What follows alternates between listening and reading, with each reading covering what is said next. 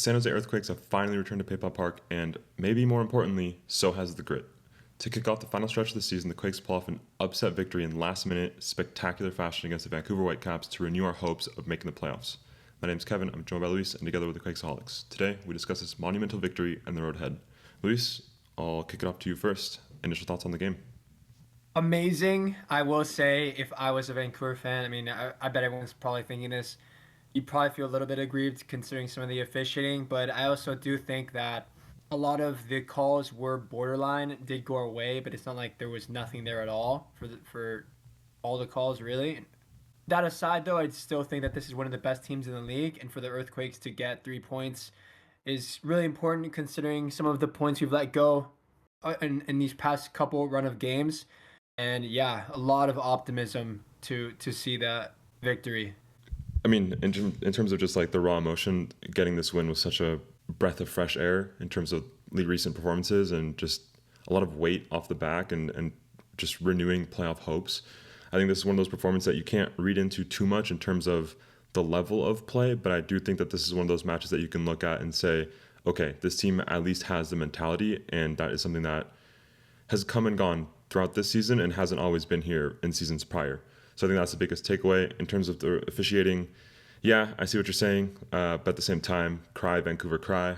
We've been on the other end of it so many times, and it's just one time that it finally went our way in terms of officiating. Then in terms of starting 11, there were some notable changes. Mainly, Vitor Costa finally returns from injury. I think he's been out for 2 or 3 games. He took that really deep cut in the leg against Austin in the Open Cup, and then Ian Harkes is actually out on yellow card accumulation, so Marc-Anthony Kaye steps in.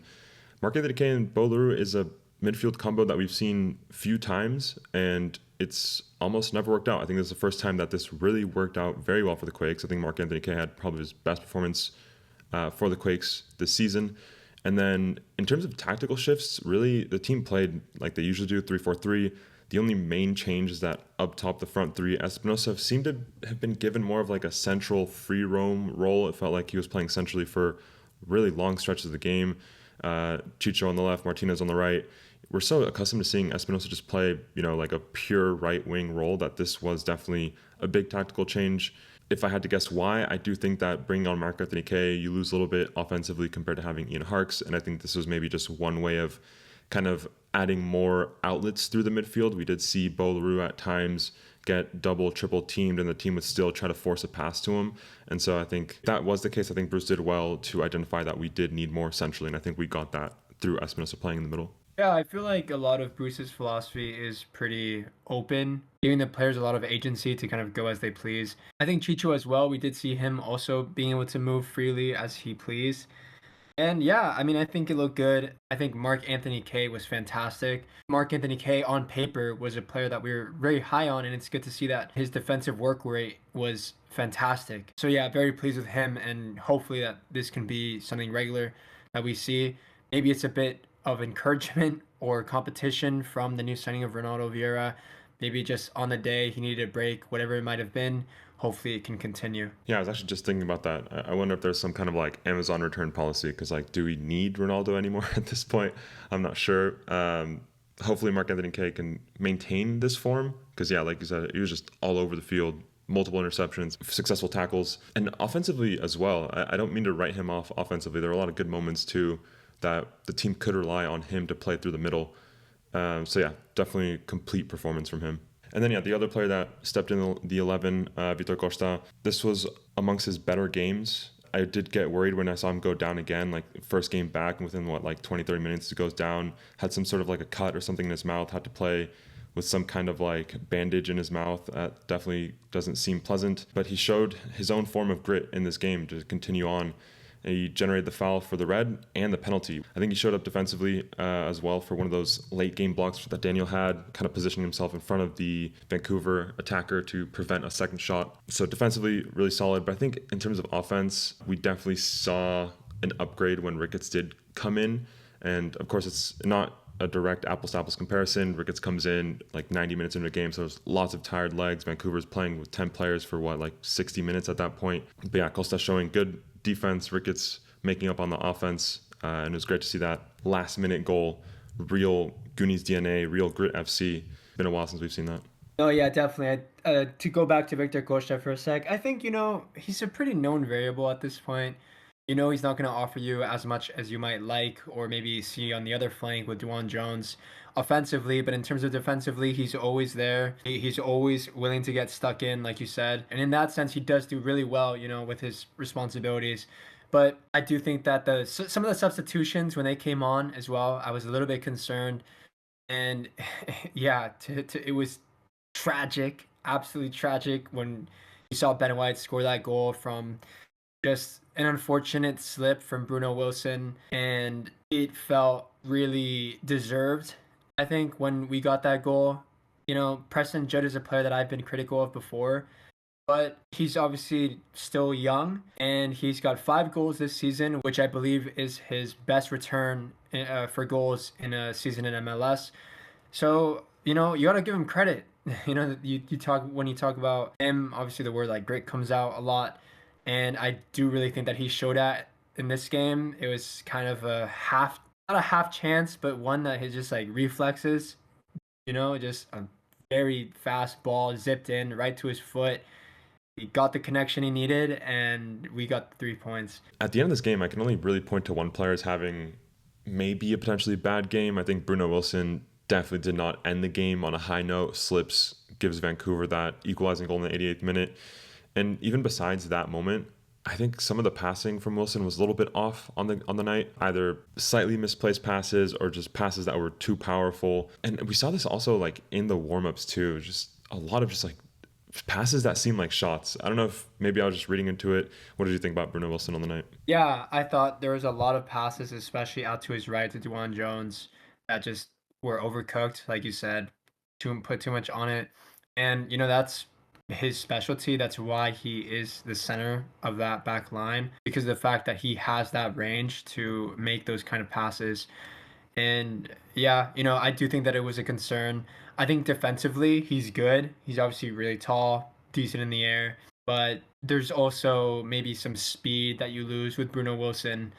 And I think that the trade-off and the whole premise of him being in the center, yeah, is his passing range. And if you don't see that, then I think it's valid to start questioning his performance. I think that everyone being fit, which thankfully most of the team is at the moment. This is probably the starting lineup in the order that we saw it.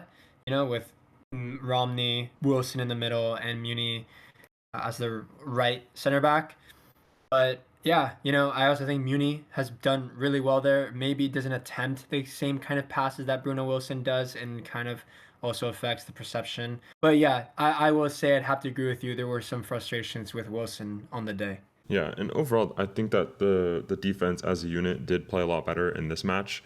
Before the red card, we were talking about this during the match, that I felt like because the way of the Quakes and Vancouver play, that they like to impose themselves in the game in terms of possession and placement in the field, it felt a lot more balanced than the Quakes usually look, just because both teams are pushing so hard against each other. And usually we see the Quakes push really high. We've talked about this a lot. The defensive line is almost always like at the halfway of the field whenever we're in the attack. This game, it didn't really feel like that. It felt like there was a lot more caution, and I think there was a lot more respect to the opponent, or maybe it's just we finally learned our lesson from getting burned so many times. Whatever the case was, it worked out in this game. And then when the red card did come our way, that's when we started seeing the Quakes push up higher and higher up the field. But I don't feel like they were committing as aggressively as they did in other games.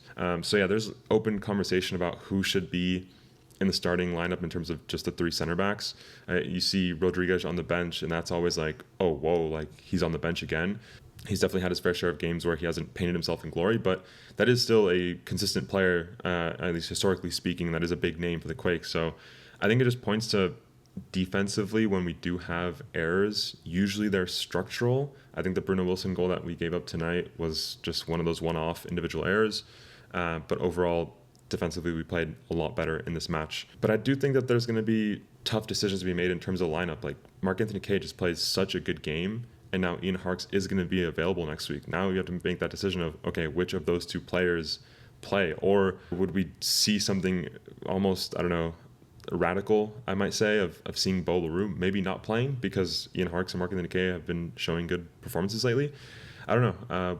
what do you think about that in terms of this next matchup against San Diego and the remaining 8 games for the season? I do think that this would be an incredibly different game had there been 11 players on the field for both teams. But with that being said, I think Bolaru had a good game. I also think, as you mentioned earlier on in the video, he was getting marked a lot more than I think I've typically seen. Vancouver, that is just kind of like the way they play.